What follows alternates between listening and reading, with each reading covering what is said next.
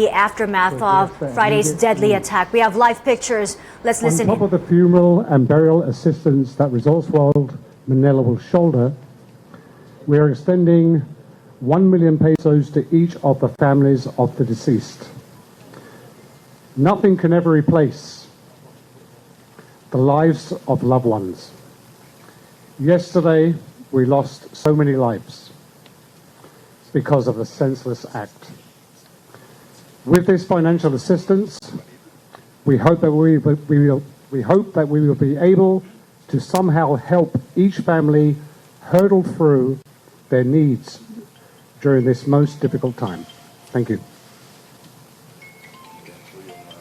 Thank you very much. That was our Chief Operating Officer, Mr. Steve Riley. I would like now to call on Police Director Oscar David Albayde, the Regional Director of the National Capital Region Police Office, Police Chief Superintendent Tomas C. Apolinario Jr., District Director for the Southern Police District, our Senior Vice President Gina Alvarez, and our Chief Security and Surveillance Officer Mr. Armin Gomez for the second part of our briefing today.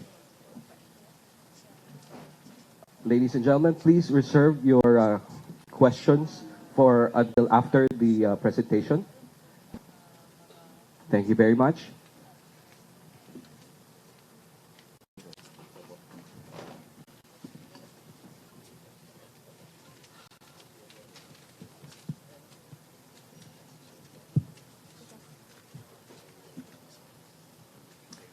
Good afternoon, everyone.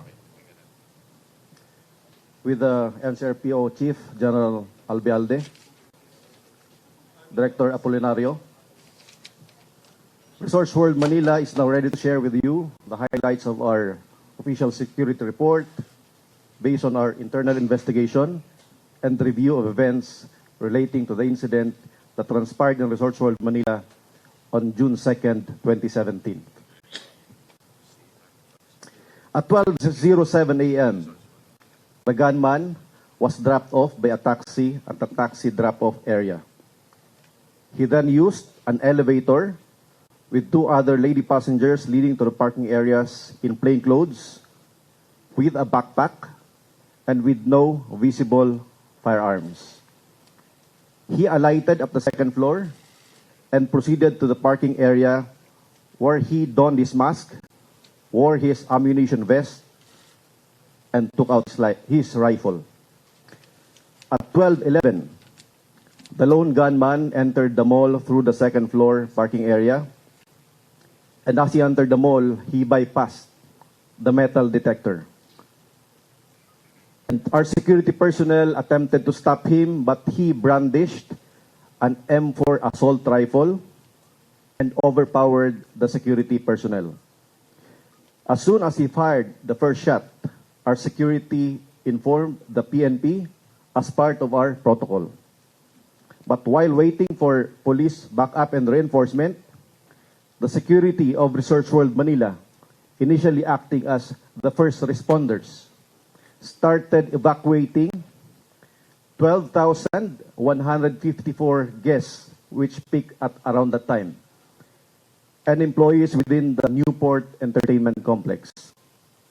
Our policy is to safeguard guests and employees in incidents such as this that pose a risk to life. Simultaneously, our security team continued to track the assailant. Initially, it was perceived as a terrorist attack as people started screaming ISIS while being evacuated by the security team. This was also the assumption of the security team at that point. At 12:12, the gunman entered Prosperity Court while firing his gun.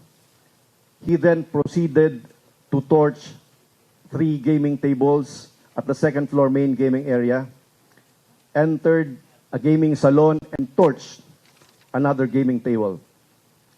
He then proceeded to the bar 180, fired several more shots, and set the dining area on fire. He proceeded to the slot machines and again lit up several slot machines. At 12:18, he accessed the back of house area of the second floor, particularly the area behind the cashier or the cage. After several attempts to forcibly open the security doors, he was able to enter the cheap bank room. Finding no cash at the same is in another room, he placed in a bag 113,100,000 pesos worth of plaques. Plaques are high denomination chips. At this point, he did not encounter any employees as they were already evacuated. Around 12:20, the main force of PNP arrived. And at that point, PNP took the overall lead and Resorts World Manila security served as support, guiding the authorities throughout the property as we know the lay of the land, we know the complex. At 1:10, the gunman was found at the basement area where the first exchange of fire occurred, and our security team was able to shoot and wound the gunman. The gun shots inflicted slowed him down. He went back up to the stairwell to avoid our security team and the PNP, pausing at various times to fire shots at our security and PNP, pursuing him from the floors below. Thereafter, the gunman appeared to be weakened, causing him to drop and abandon the bag of plaques. At 1:43, while trying to escape from our security and the PNP, who pursued him, he made his way to a fifth floor corridor. He did not encounter any guests as the hotel guests have been safely evacuated at that point. And at 1:46 a.m., the assailant forcibly entered a hotel room at the fifth floor. He later went out of the room to burn linen along the hallway. He re-entered the room. He was found to have set the room on fire and inflicted on himself a fatal gunshot wound. We will now show to you the footages of this narration.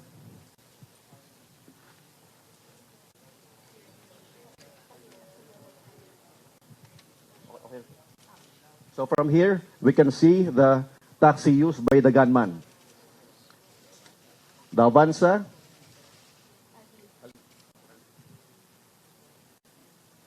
Okay.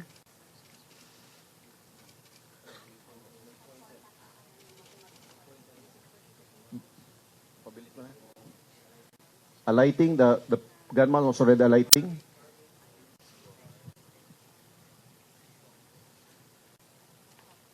Forward.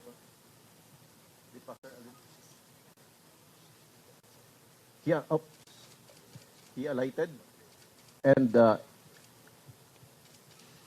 entered the access to the building parking.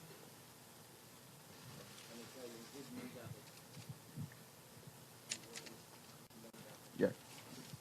He was carrying with him the backpack.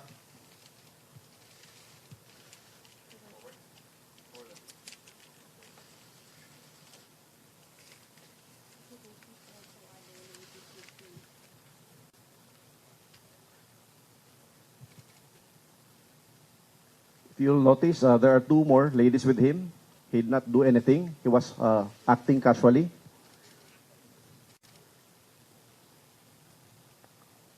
Forward. Okay.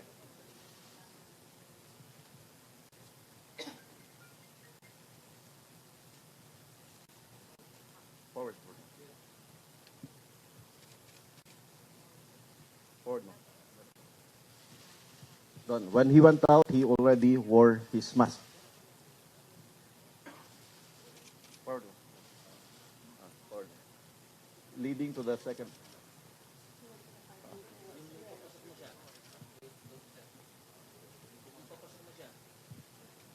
Nagbihi siya on this right side.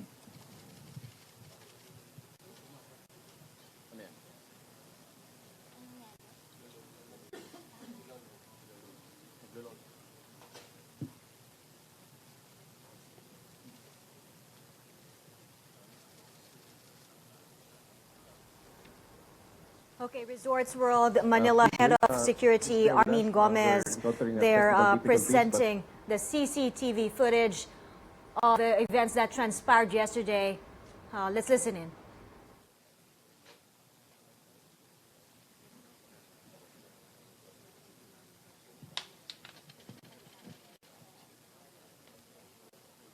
If you've just joined us here on CNN Philippines, this is a briefing by the police and Resorts World gained officials. access via the mall area. He walked casually and bypassed the metal detector. At this point, he was being stopped by man security, but then he brought out the M4 rifle, and that's where the people already started screaming. Some are even saying ISIS, ISIS.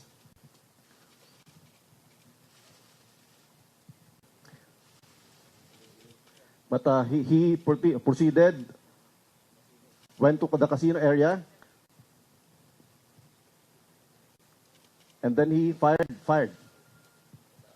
Sa taas. Warning shot, sending more people. And at this point, the evacuation protocols have been initiated by the security management team.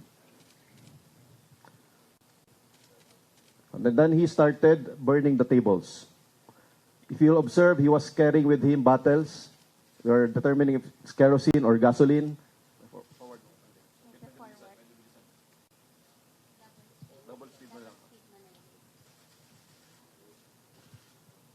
In one continuous movement, ito yung ginagawa ng attacker. He even had a lighter with him. If you'll see, the blaze was very immediate.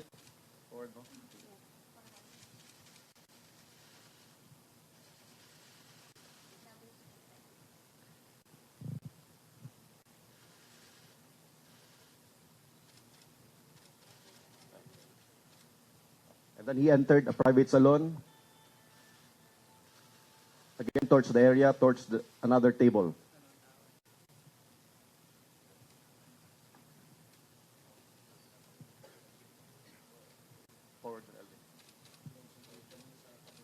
He torched the slot machines again, and then this is the bar 180. He again fired shots.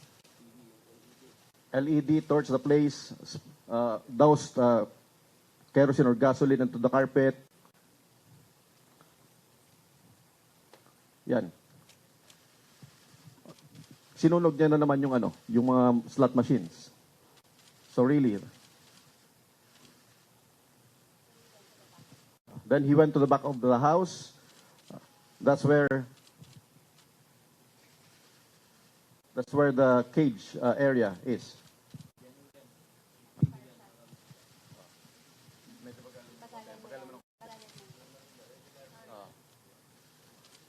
Yeah, he will force his way in by firing on doors and kicking. Nag-reload pa siya, change mag pa siya. So it's really determined. Forward mo, Alvin.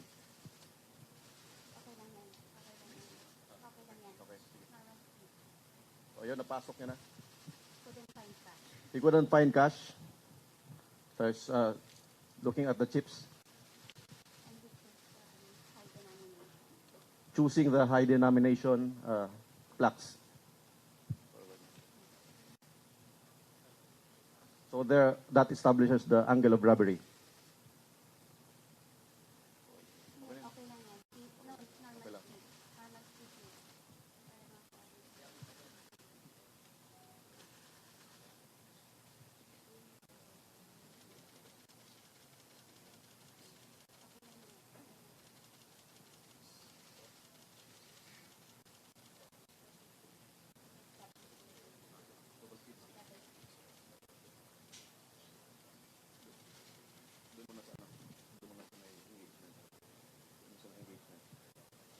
He was trying to find his way out.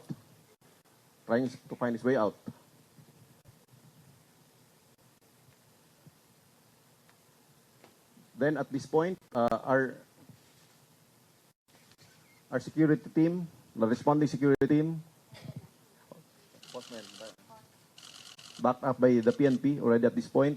That's our manager, one of our officers, is looking up, pero nasa bandang kaliwa yung assailant. At that point also, we didn't have exact location. We are saying this after the fact already, after reviewing. So,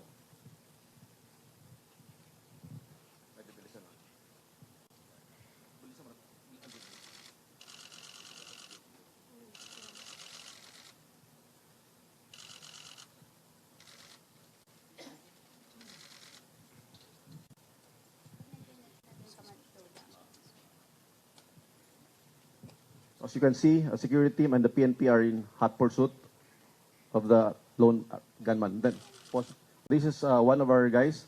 Sinilip niya. Normal. Ayun. That's him. So they exchange fire.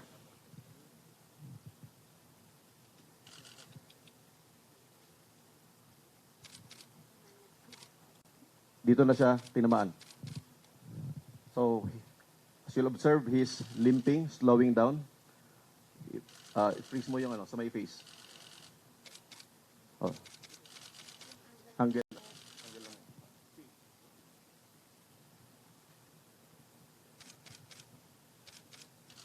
Okay.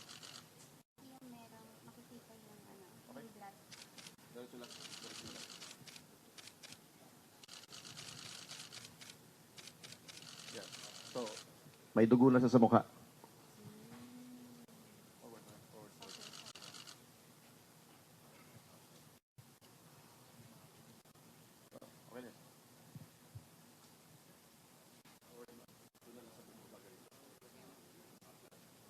He's already limping. He's already limping at this point. Nangihina na rin.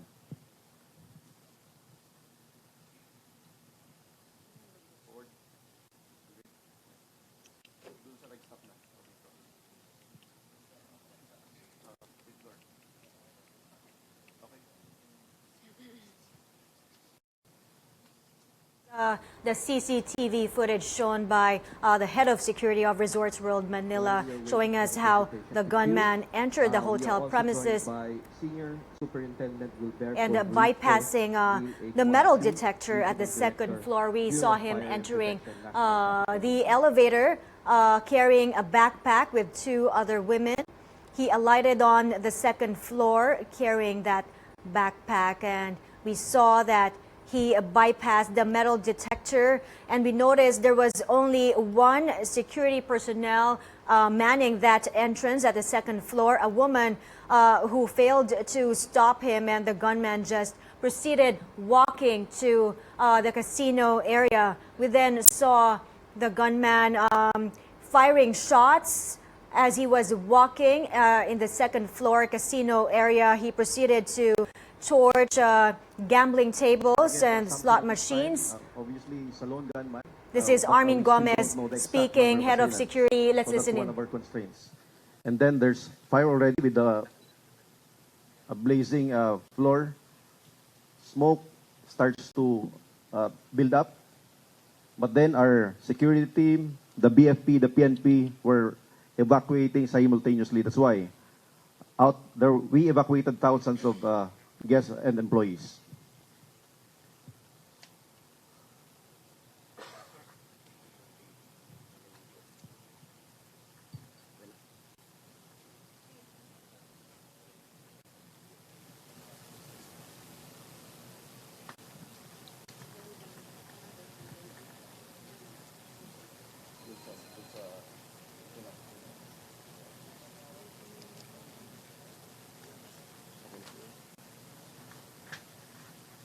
So anyway, the last part will just show that he entered the fifth floor and entered the room 510, where he forcibly entered the room. Then he went out of the room to burn the linen along the hallway. And he was found to have set the room on fire and inflicted himself fatal gunshot wound. That was after, because PNP and the security, assisted by our security team, was still pursuing all the way.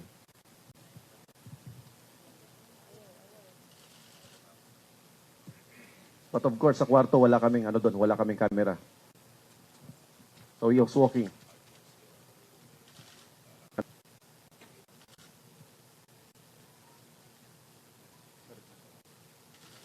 So he forced his way by firing on the door. That area has already been evacuated. As you can see, no more movements. We have safely evacuated the guests.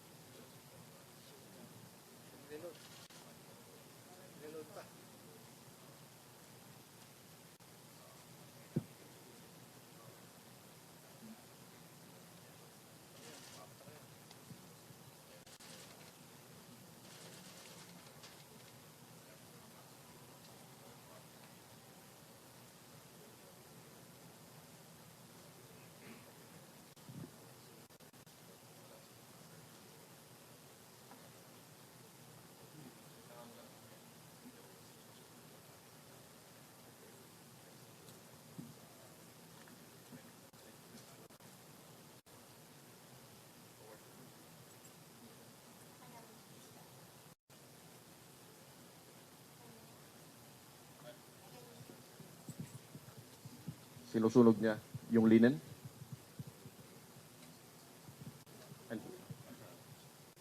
Kumuha siya ng kumot, mga linen, sinusunog niya, then he'll enter again. So even the carpet, and it appears na binuhusan din ng kerosene or gasoline. We still have to determine.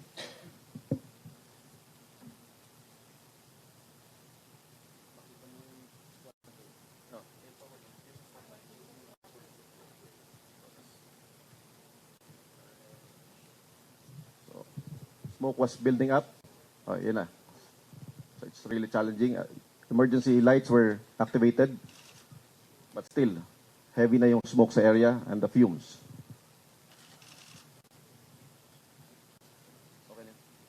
So, ito na yung PNP force. We're tracking also the assailant.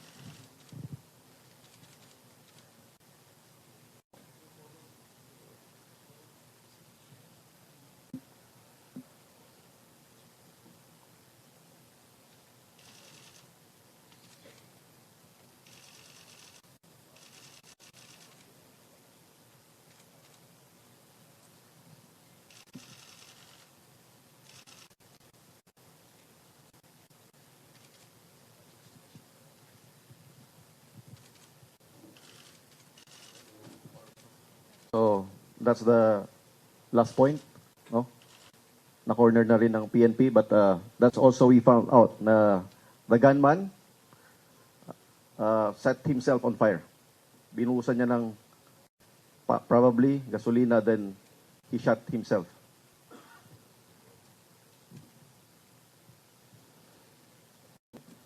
Of course, wala kaming camera sa loob ng room, so we cannot see from the inside. Thank you. Gina, is anyone going to speak next? So we can now entertain questions. Okay, ladies and gentlemen of the press, we will now entertain questions. Just please raise your hand. If, yes, the lady in white, please. Please introduce yourself. Kindly stand up. You may use this microphone. Thank you. Hi. Hello. This is CTI from Taipei, Taiwan. We were just wondering, are we able to identify the man, the gunman? Who is he and what is his motive? Thank you. As of this moment, we have not ascertained the identity of the gunman. However, we are doing our best. We have the taxi driver is with us today, gave us his account, so we may be able to backtrack and be able to identify the gunman. Okay, next question, please. Yes, sir. Kindly stand up and introduce yourself, please. Thank you, sir. Yeah, my name is Rex from CNN Philippines. I would just like to ask if you were able to determine the motive of the suspect as well as other details, like if you have already conducted a DNA testing and such. Yes, that would be part of our investigation, the DNA testing, the dentals, dentures. Although the fingerprints, we were not able to get fingerprints anymore. We were not able to get IDs because he was totally burned. And of course, the DNA. Yes, we got a sample of his blood. Also, the blood stains along the stairwell. That's all. Everything was taken, and we also conducted autopsy.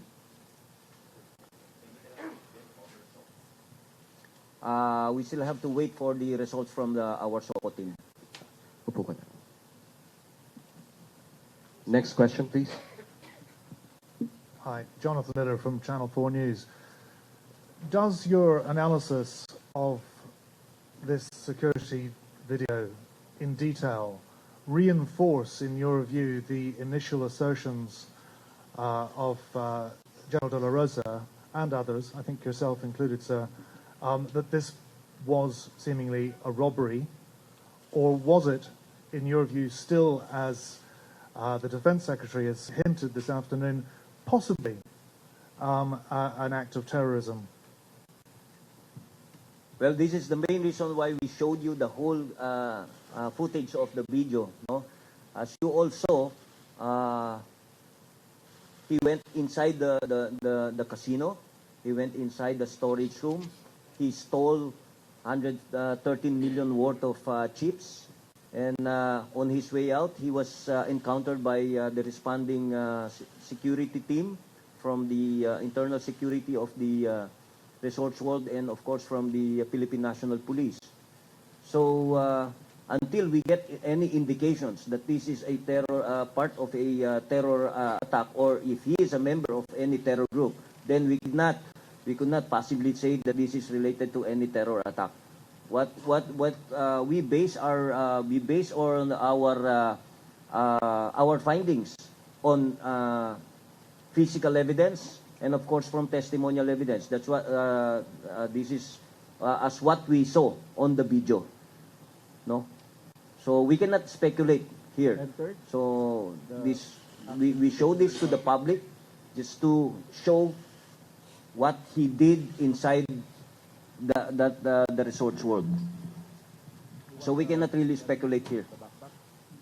If I may add also, if you can see also at the early part of the videos, the gunman encountered guests even at the elevator, and then he didn't even fire. So kung may terorista yon, dapat lahat na nakita niya, barilin niya kagad. Maximum kill, minimum, mas marami ka mapatay, mas effective. So obviously we did not see that. If I may just add, no, although these are all possibilities, kung makita nyo siya, if he is really a terrorist with all his ammunition with him, he could have shot everybody there. No, he could have shot everybody there. You see, he's even changing magazines. So what we saw there, he changed mag for at least 3 times. No, with all the ammunition, he could have killed hundreds of people inside that establishment. But he did not shoot anybody. He did not hurt anybody. He just burned the casino. It could probably, burning the casino, it would be the diversionary tactics for his escape. So we really do not know. No? Sir, can I just follow up with that, please? Can I just follow up to say that my understanding is that 5 of the injured did sustain some level of gunshot wounds. None of that was evident from what we've just seen. There were no indications that the injured, the 54 or the 65, as reported by the DOH, we have not received from the hospital that they were shot or they were injured because of gunshot wound. The only person who was injured because of gunshot wound is the security, the internal security of Resorts World. All others, we have not received any information that they were injured because of a gunshot wound. They were injured because of some bruises caused by the panic and the stampede. And all others who died, it's because of suffocation. As of this moment, we have not received also from our SOCO that anybody from among the 30 36 who were discovered inside the casino died because of any gunshot wound. The findings, as of this time, they all died because of suffocation. May we hear the next question, please, from the gentleman in green, please? Sir John Ibanez po from DZMM. Na-establish na po ba natin na ang ikinamatay niya yung tama ba nung sa palitan ng baril o yung sinasabi niyang fatal gunshot wound at anong kalibre po yung ginamit niya? Thank you, sir. He used his M4. No? When he was recovered inside the room, the M4 was lying here, and he has a gunshot wound on his mouth. So yun ang findings initial ng SOCO. The firearm is, if you want to see the photo, although it's very gruesome, no, we cannot show it to you. Nandito yung long firearms niya at nakaganyan. So seemingly sinubo niya, then lumabas dito yung gunshot niya is inside the mouth. That's what the SOCO initial findings of the SOCO. Yes, Olan Bola po, this is Double B. Alaman na po ba natin yung nationality ng suspect? Not yet, because we still do not have the identity. We're still pursuing that. So we are focused on that, yung identity niya. From there, probably we can get a profile of him.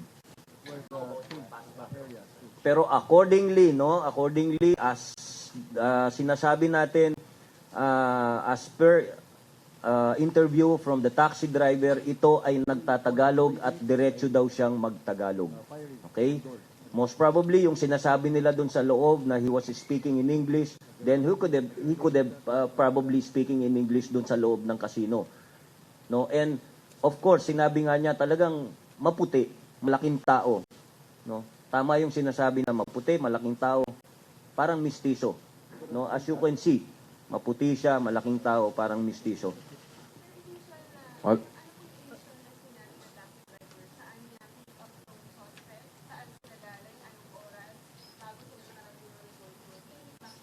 Yes, we'll be backtracking. He picked him up in somewhere in San Lorenzo. San Lazaro, I'm sorry. San Lazaro, Manila, yes. Okay, we will hear from the gentleman in the checkered shirt, and after that, the lady from JMA. Hi, I'm Todd Pittman from the Associated Press. Is there any indication that there were more than one attacker? From the footage that you guys looked at and from your intelligence, has there been any indication that there were anybody else involved in this? And I think I'm not sure if I heard you right, but I thought you said we don't know the exact number of assailants, and there was one gunman. That indicates there was perhaps something else. Because at the early point, when the assailant entered, fired, and then people were screaming, ISIS, ISIS, we really didn't have any idea as to the number of assailants. But we also have received information from among guests that they saw at least two. So they're confusing information, but the assumption initial assumption was there was more than one. But as you can see, and as we backtrack, upon verification, it was established that there was a lone gunman. Next question from... Sorry, can the police comment on that, on the same thing? Is there any indication that anybody else could have been involved? There were no indications actually, no. As per account of the taxi driver, he picked him up in somewhere in San Lazaro. He was alone from the time he boarded the taxi until the time he exited the taxi.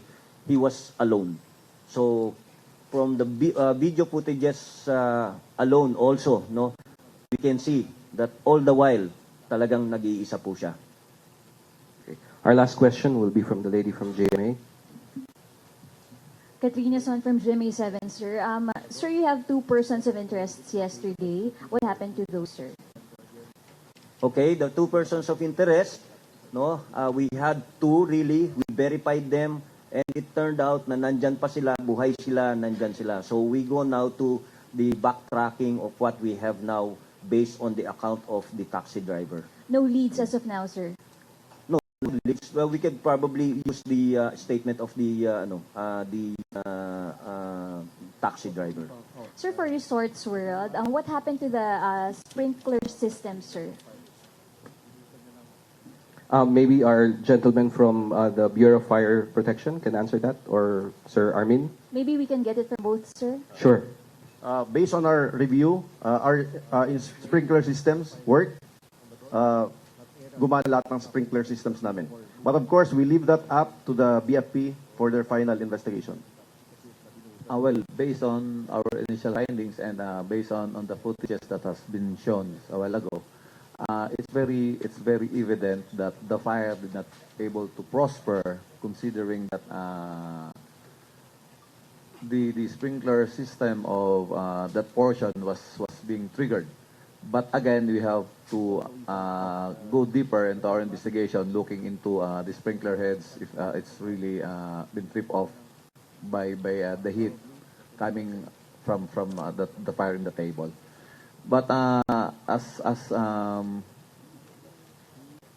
the point of view, no, the point of view of the fire department is that their FDAS really triggered off or set off an alarm. The fire detection and alarm system, from the moment there was a smoke, then automatically it sent an alarm to all the occupants of the building. On the sprinkler system, as I said, no, yung sunog na nangyayari sa ibabaw ng table ay, even if there was a flammable liquid being poured on the table, it did not prosper. So bumaba because of probably yung tubig coming from the sprinkler system. But we go deeper into our investigation, looking into the sprinkler heads, kung lahat ho ng sprinkler system na, or sprinkler heads na nandun po sa area ay talaga bang nag-tip off. Sir, We have time for one last question from the gentleman in gray. Sir, Robert San Ramirez from Philippine Star. Itatanong ko lang, sir, kay Sir Chu kung compliant po ba yung Resorts World Manila sa fire safety code? Well, it's still part of our investigation, and we're looking into the compliance of the safety requirements based on the provision of the fire code that this building is complying. Di ba, sir, supposedly dapat may regular check pag... Ms. Gina Alvarez will answer that. Yes, please. Yes, I confirm that we have our annual inspections, and we do have the certificates that we are compliant in all safety and fire requirements under the law. Last na lang po, sir, kay Sir Albayalde. Sir, di ba parang lumalabas sa video, sa footage po ng CCTV, na parang matagal muna bago nakarating yung mga polis. At first, parang nagpanic yung mga tao. So technically, na-monitor na dapat yon ng security guards ng Resorts World Manila. So what went wrong to think na may malapit na police station bago parang natagalan muna or pumunta muna sa ibang lugar po yung gunman bago siya na-stop or napatay? Yes, it was reported to us past 12, no? And the police were there because we have PCP in less than 5 minutes. So, wag po tayong remember nung pababa siya, he was met by the police already, no? Nandun siya.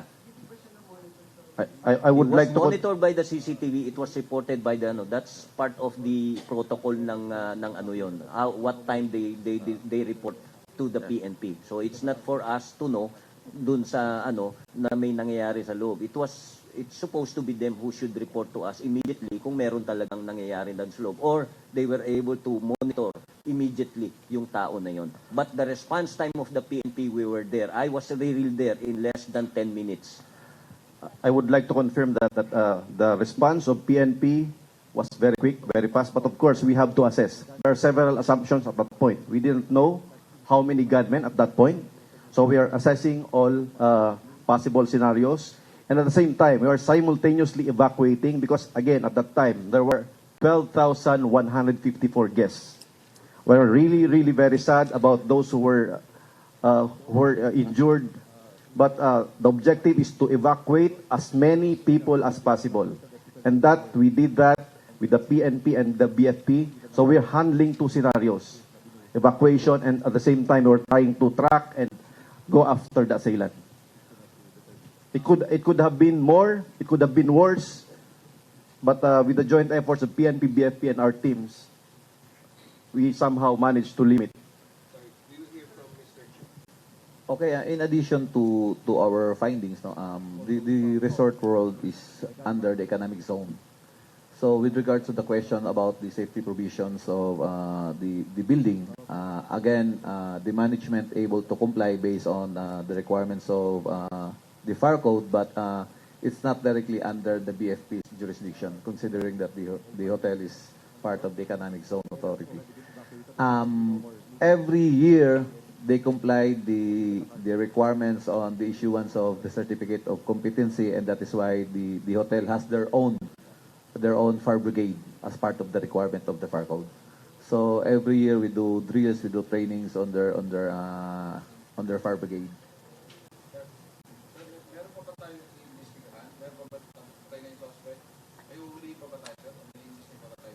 When he entered a private salon, That would be a part of our investigation, but of course, ang unang-una nating malaman dapat dito is the identity of the person. If we know the identity of the person, then we can do profiling from there. Okay, that's all for now, ladies and gentlemen. Our representatives have other urgent matters to attend to. In case you have any additional or follow-up questions, our staff will be here to answer them. Thank you very much, and thank you very much for your patience. Breaking news here on CNN Philippines. This is the first time we saw footage of the horrible events at Resorts World Manila. We saw what transpired in the wee hours of Friday. CCTV footage from inside the Resorts World Manila Hotel and Casino. Media briefing there by the head of security, Armin Gomez, also NCRPO Chief Oscar Albayalde, and the Resorts World COO Stephen Riley also there giving as events or their assessment of what transpired on Friday. We saw the footage presented by Resorts World officials from when the gunman was dropped off by a taxi and went inside the elevator carrying a backpack. He bypassed the metal detector at the second floor, but we also noticed there was only one security personnel manning that entrance in the second floor within the metal detector area.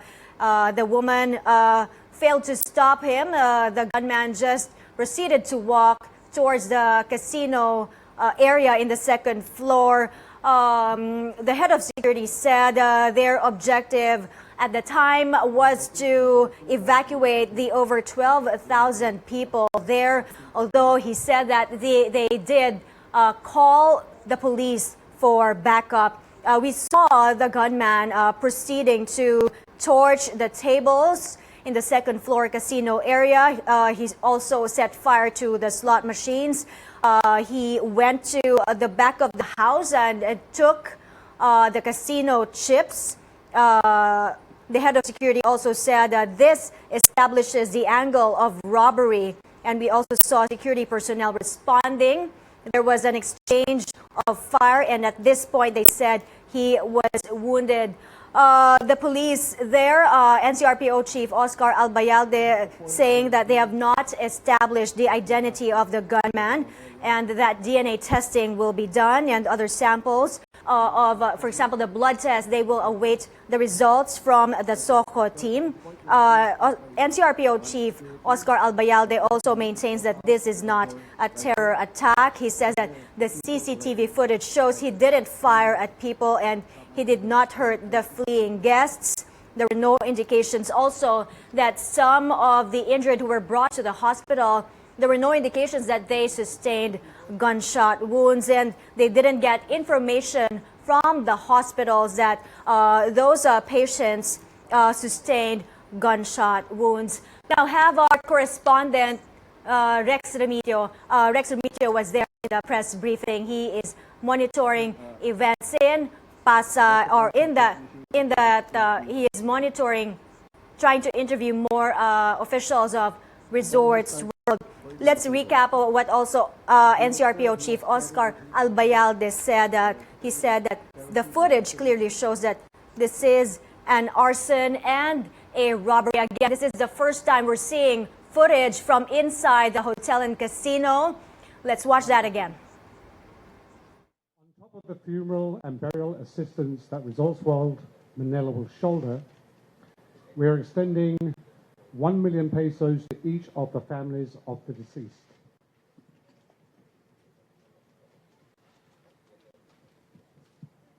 Resorts World Manila is now ready to share with you the highlights of our report. So, may dugo na sa mukha.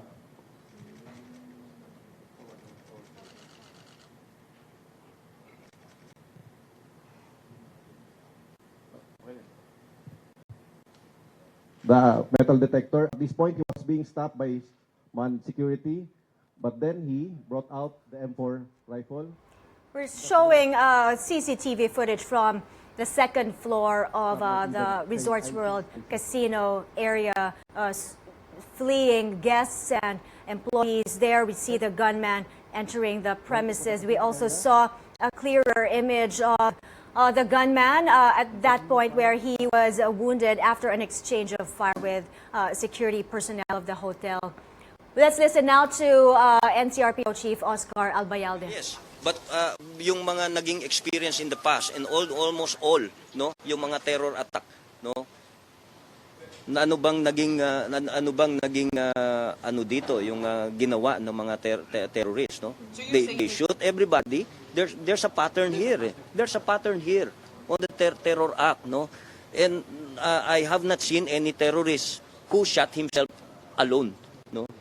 Wala pa tayong nakita na ganon, na basta niya barilin yung sarili niya and then set himself on fire. Sir, would it be accurate to say that it seems like he knows his way around? Parang planado niya, sir, pasok siya, alam niya kung saan yung area na mall kaagad, yung parang ganon, sir, tamang observation po ba yun? Well, if you see the footage, parang kuminsan nga, ano siya, all he knows is the stairwell.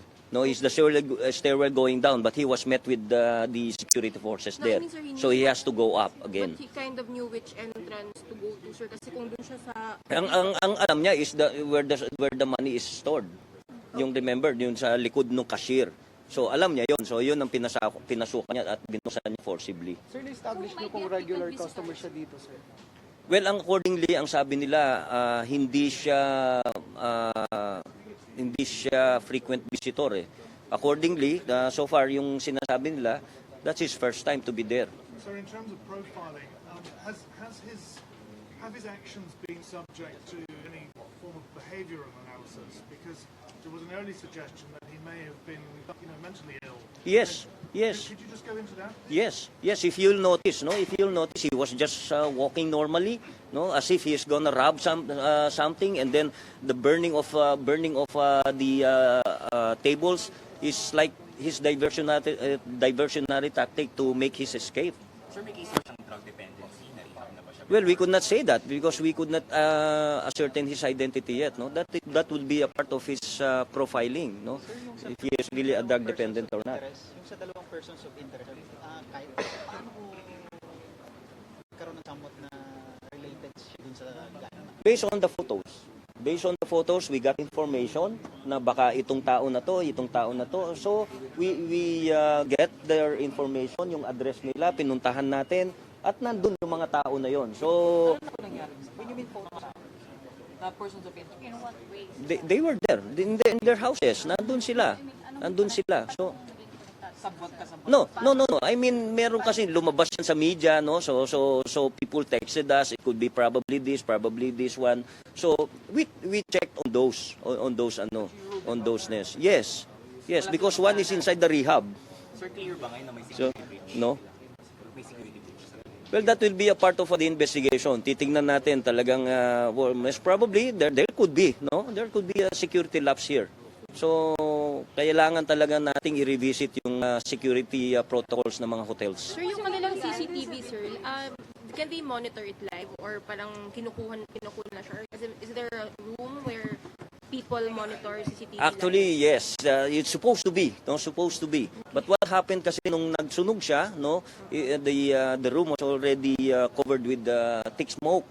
No, kaya everybody evacuated. So even the PNP nung nandun kami, it was already covered with the thick smoke. So even the people, Yun yung sir, ano who doon. are assigned to Even monitor those, the yes, kailangan nilang lumabas. Kailangan nilang lumabas. That's why nung nandun tayo, all we did is sinabi nila on the fifth floor, so we went up on the fifth floor. The SAF and the SWAT from RPSB and the Pasay Police went up there. Sir, ano oras na discover yung mga katawan? Early morning, I think it's early morning. Nung nag-start niya, early morning, yes. Early morning. Yung nung ano kasi, I saw somebody kasi nung early morning, somebody went down dun sa Maxim na yon, no? Dun sa gate nung Maxim na yon. I saw somebody na bumaba. Probably she's Taiwanese or Korean, no? So tinanong ko kung posibleng mayroon pang ano, because that place was so dark and covered with thick smoke. Pero wala nang fire. Kaya if you'll remember dun sa ano, pinagbabasag na yung pinagbabasag na yung mga bintana so that the air could come in at lumabas yung usok doon. So from then on, doon na nag-start na naka-recover, doon pala yung ano, it's because nung una hindi talaga siya mapasok. It's because it was too dark and the smoke was so thick. Sir, nagkwento po ba ng taxi driver kung ano yung behavior ng taong tanong sumakay sa kanya? Well, wala naman. Ang sabi niya, it was all normal, no? So nakipagkwentuhan sa Tagalog, kaya sabi ng taxi driver, he was speaking in Tagalog all the while. No? Saan lugar sa building ba siya lumabas? No, nasa kalsada. Alright, ladies and gentlemen, thank you very much. Okay. Yes, sir. Paano yung kwentuhan nila ng taxi driver? Wala, it's normal daw. Wala naman. Yeah, yung ano lang, yung music, yung pinalipat lang niya sa news, yung radyo, yun lang daw. Not really, yung news. Gusto niya makarinig ng news, yun lang. Sir, hindi ba napansin yung armas niya, yung baril, gano'n? No, walang napansin yung yung taxi driver. Pinuntahan niyo na po ulit. That will be part of our follow-up operations, of Sir, out of course. curiosity, Yes. because nga no more IDs, it all burned down, how will we ascertain his identity at this point? Well, maraming paraan yan. Maraming paraan yan. We go backtracking. We'll do everything to identify him. We'll do everything ito. How many days will it take, sir? We'll not stop here. We'll not stop even if it's a Sunday or a Monday or no. We'll not stop yung Well, I don't know. That will depend on the Bureau of Fire. How long will it take, kaya, sir, to ascertain the identity nga of the gunman? Well, as soon as possible. As soon as possible yun. Yes, as soon as possible yun. Thank you. Thank you very much. We will have more updates for you later on. They're saying they will do everything to identify the gunman. At this point, he said DNA testing will be done, and they're waiting for the samples coming from the SOCO team. He is maintaining that this is not a terrorist attack. This was also their earlier statements hours after the attack in the early hours of Friday. He said, of course, they will. This is all part of profiling. Of course, establishing the attacker's identity is important in determining his motive. And also, they were talking to a taxi driver. We saw in the CCTV footage that the gunman alighted from a taxi and entered the hotel premises. They're talking to the taxi driver who said that this attacker was speaking in Tagalog. He was acting normal. They don't know his nationality yet.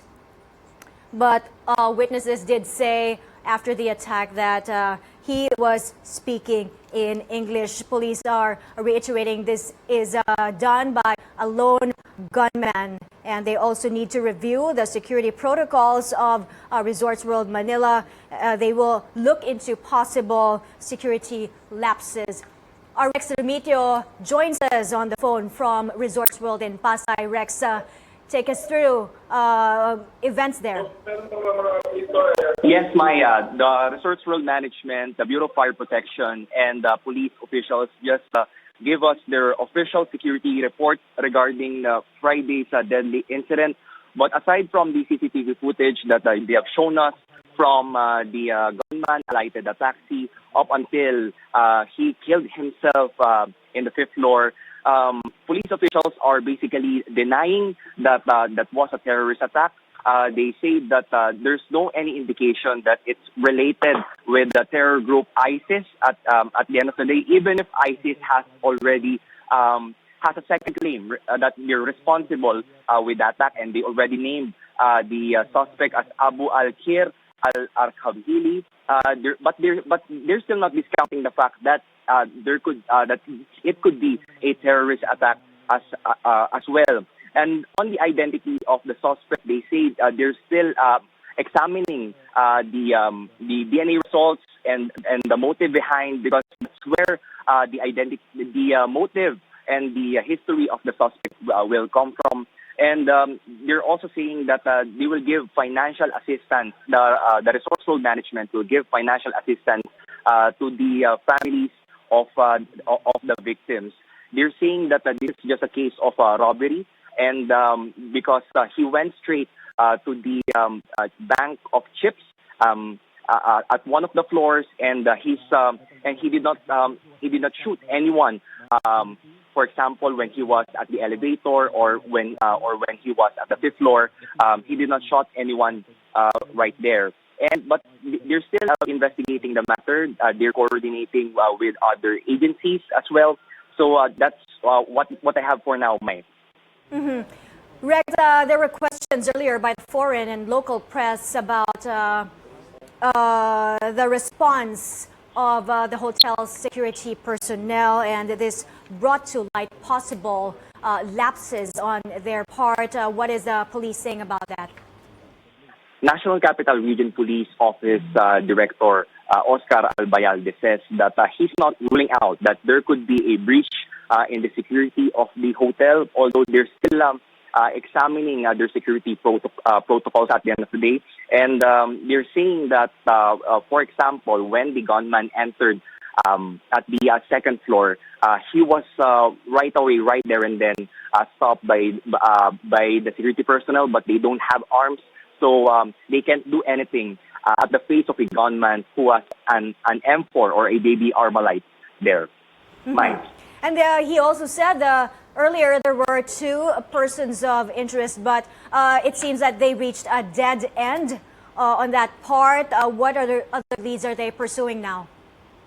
Well, yes, the two persons of interest says that they're not that connected to the they're not connected to the incident, but they have more persons of interest to come, because there are many people who are texting that the gunman could be related to this person, or they have information with the gunman. But since the investigation is still ongoing, so they cannot reveal the identity of these persons of interest. Mike.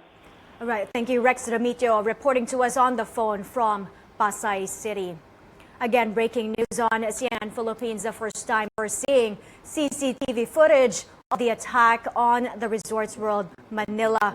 In the wee hours of Friday morning, we got a clearer picture of the gunman. We saw images of him entering the hotel and casino premises, and as what has been reported hours after the attack by authorities, he did torch the casino tables and also some slot machines.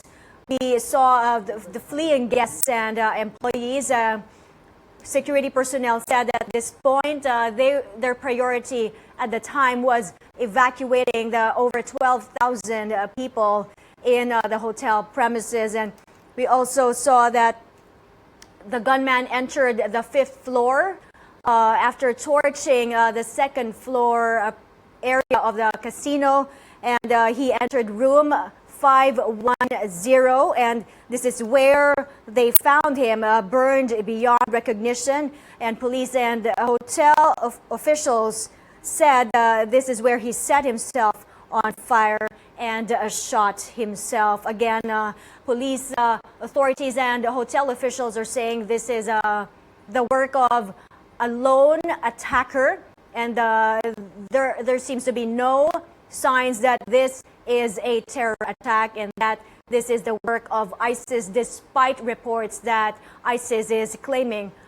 responsibility for this attack. NCRPO Chief Oscar Albayalde says that the footage shows that this is an arson and a robbery. Now, President Rodrigo Duterte is expected to visit families of those who died in the Resorts World attack. Members of the presidential management staff say Mr. Duterte is coming to the wake of the victims at the 2 funeral homes in Pasay City later this evening to pay his respects. We now check on the families mourning the death of their loved ones in the Resorts World attack. They now wait for the release of the bodies from the funeral homes in Pasay City. And our Ivy Saunar is joining us live from there. Ivy, tell us about the situation there.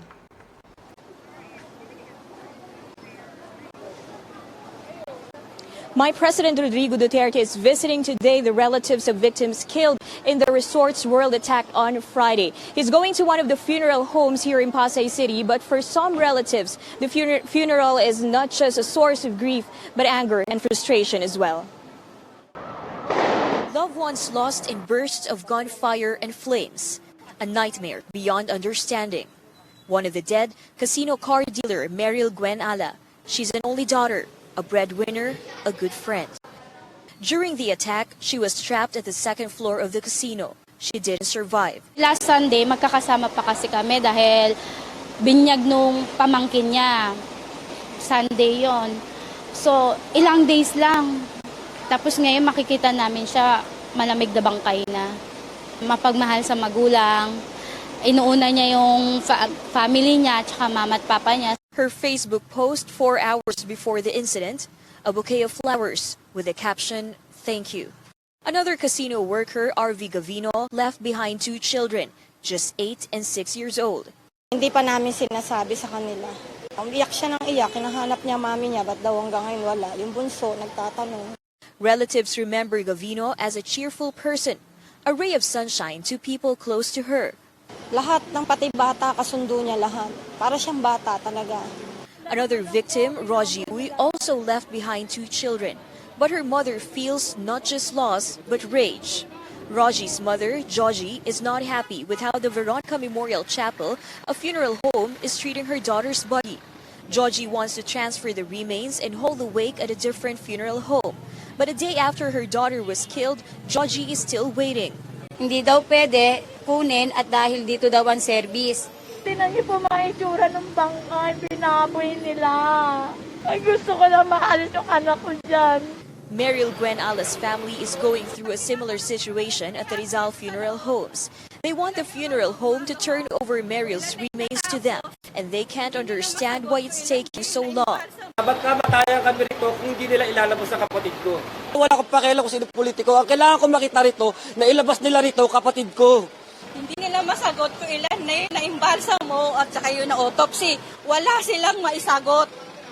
Sino matutuwang magulang, pamilya na ganyan? Kung ano yung tsura ng anak ko? Ano yung tsura ng anak ko? Diyos ko!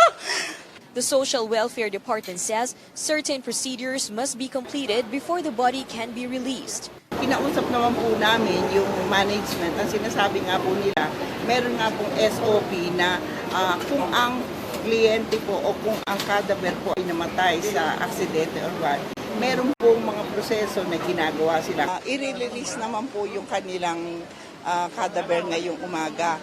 At both funeral homes, the Social Welfare Department has put up a help desk for relatives of the victims who might need burial assistance and stress debriefing. The management of Resorts World Manila is also helping the victims' families, promising to provide much-needed support. 38 people were killed in the Resorts World attack on Friday, including 1 man. 67 others were injured.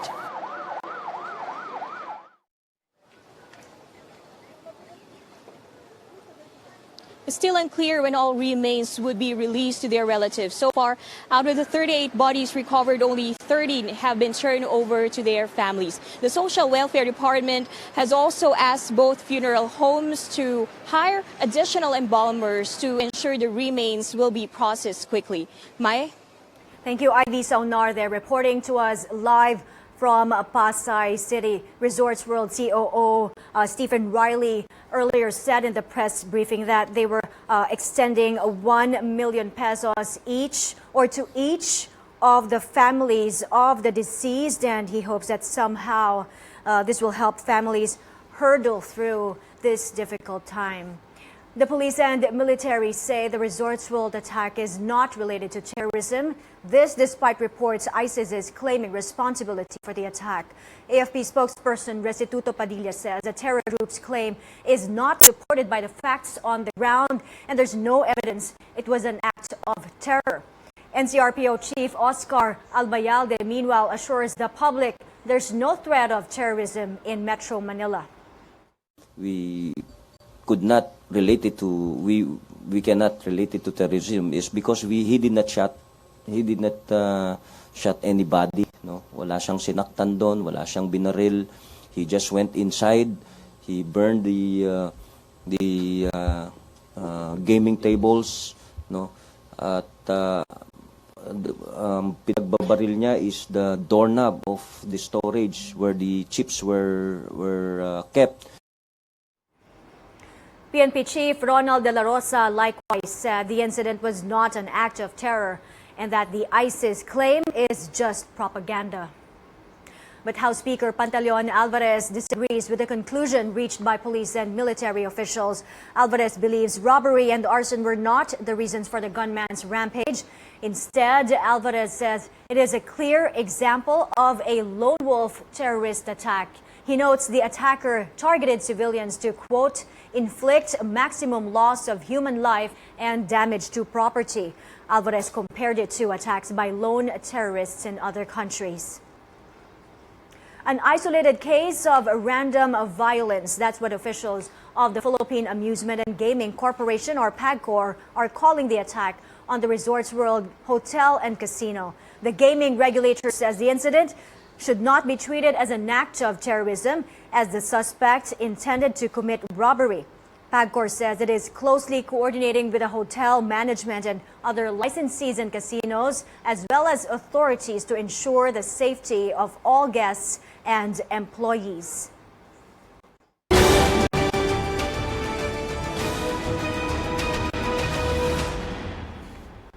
President Rodrigo Duterte is in Cagayan de Oro City to visit wounded soldiers who fought in Marawi City. Our senior correspondent David Santos joins us on the line from there. David, tell us more about the president's visit. Yes, Well, this is part of President Duterte's continuing tour of military camps to reach out to the troops. He was, as he mentioned, he's visiting today or tonight here in Cagayan de Oro City.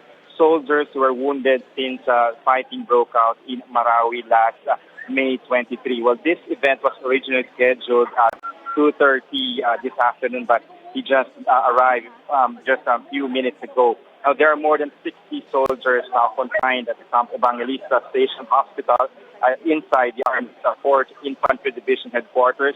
Majority of them are recuperating from shrapnel and gunshot wounds brought about by the intense battle in Marawi. The president is awarding them as we speak with the Military Merit Medal. The military has yet to give an update on the number of wounded soldiers since day one of the skirmishes in Marawi. The last figure the AFP released was about 2 days ago, putting the number of injured soldiers at close to 80 now.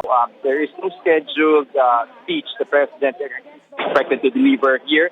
He is scheduled to return to fly to Manila tonight, where he's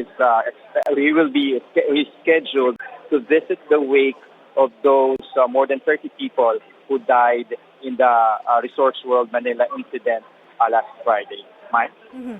David, tell us about the morale of the troops. Of course, this visit comes after some or 10 of our troops died from an airstrike intended to hit the mounted terrorists. Yes, we did ask that to the military spokesman stationed here in this region, Lieutenant Colonel Joe R. Herrera. We asked him about the morale of the troops just a day after that incident that killed 10 of our soldiers. He said the morale of the troops remains high. They're still very determined to pursue the bandits, especially those taking control parts of Marawi. They want the Marawi to return back to normal, especially number of people are still trapped inside in the battle zone, although we understand that quite a number of these trapped residents have been rescued in the past several days, including today. But then again, as the military has been pointing out, the troops are very much determined to flush out these lawless elements out of Marawi and regain control, and let government regain control of this besieged city mine. Thank you, David Santos. There, our senior correspondent reporting to us from Cagayan de Oro City. It's been almost 2 weeks since the crisis in Marawi erupted, and for residents fleeing their home city, the siege somehow became a way to unite people despite their different religious beliefs. Our George Cahiles has this story.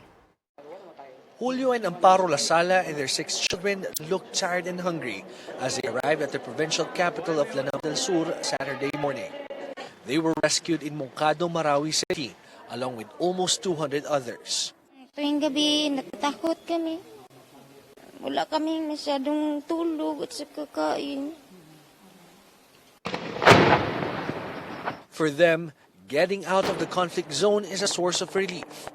Their children can now smile, but fear and anxiety in their faces are still obvious. Bata umiiyak, ganun namin. Yung ano niya, umaiyak, naawa ako sa bata. Hindi siya makaiyak. During the height of the crisis, these Christians say some Muslim provided them a place to hide while members of the Maute group were roaming around the city. Pinatago kami ni Sir Norodin. Sabi niya na magtago muna kayo dyan, kaya kami na lang yung kakausap. Time na nag-uusap sila, para bang alin na kayo, parang sumama na kayo kasi hindi to pang madalian na digmaan, pang matagalan. In the course of the 12-day ordeal, I was able to talk with some members of the ICs who wanted to know who are inside my house.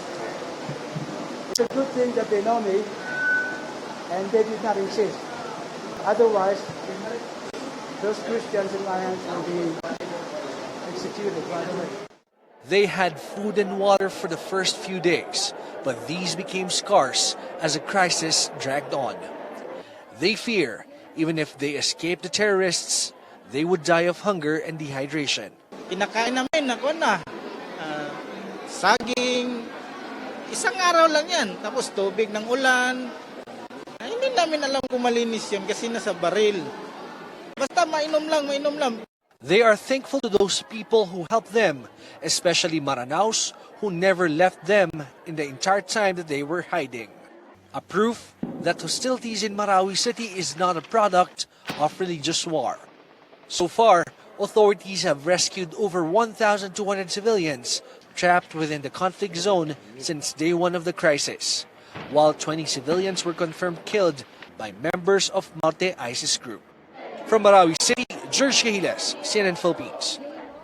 The armed forces now calls the armed men who attacked Marawi 12 days ago Maute ISIS. AFP Chief of Staff General Eduardo Año explains the group, composed of Maute and Abu Sayyaf members, have been espousing ISIS propaganda.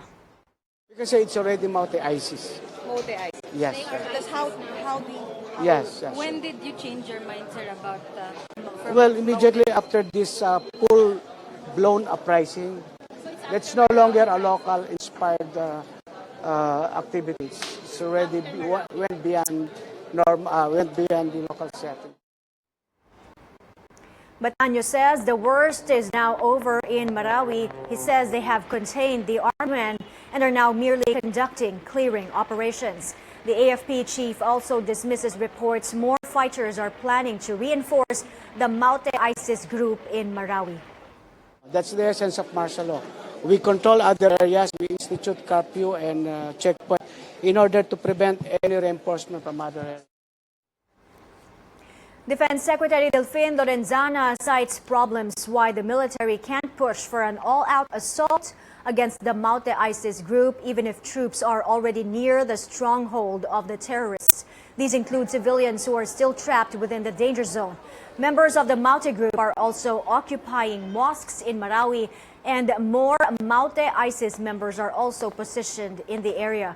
Lorenzana says around 250 terrorists are still in Marawi. That may include foreign fighters.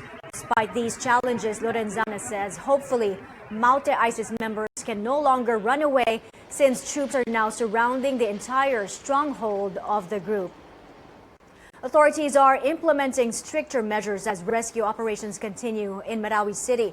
The AFP says 181 residents have been rescued this morning from the conflict zone, but one of them was shot dead by a sniper.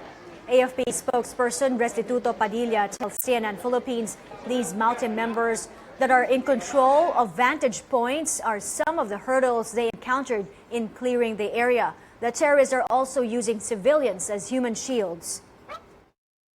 There is clear evidence that they have been using innocent lives as shields. They have also used places of worship as havens and staging points. These complications prevent our troops from expeditiously dealing with these armed groups. So we have to be very careful and keeping clearly in mind the cultural sensitivities that we have to be aware of. But be that as it may, we are determined to end this as soon as possible, and our forces are continuing to pour in the area to address the issue. A first on CNN Philippines, detained Senator Laila de Lima fails to convince the court to junk her disobedience to summons case. This after the Quezon City Metropolitan Trial Court Branch 34 dismissed her appeal for lack of merit. This means the hearing set on June 9 for the prosecution's initial presentation of evidence will still proceed.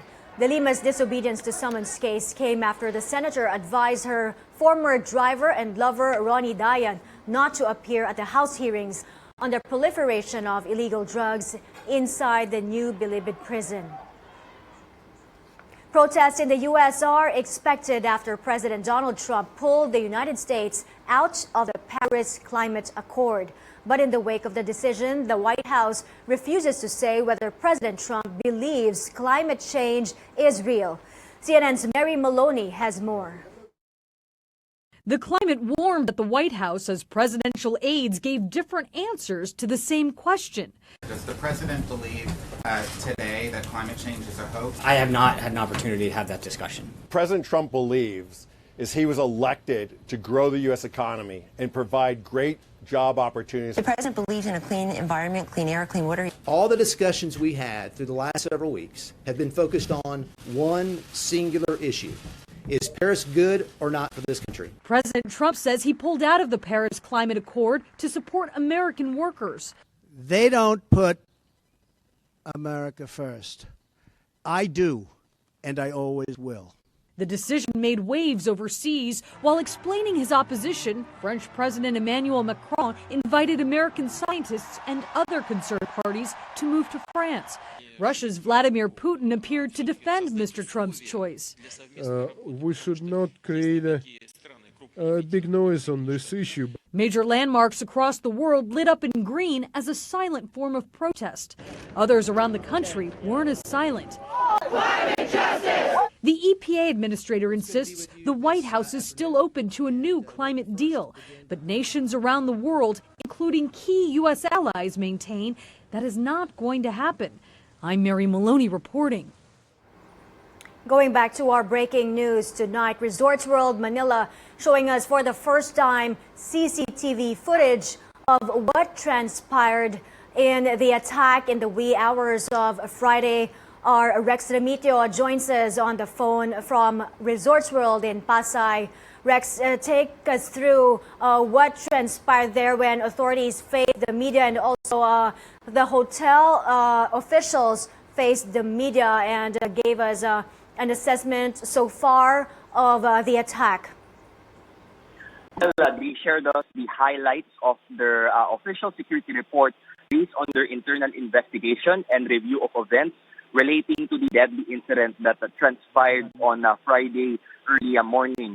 Now, they gave us a chilling CCTV footage of what happened from the moment the gunman alighted the taxi up until he set a room at the fifth floor on fire, and he inflicted on himself a fatal gunshot wound. So far, the National Capital Region Police Office is insisting that it's still not an act of terrorism.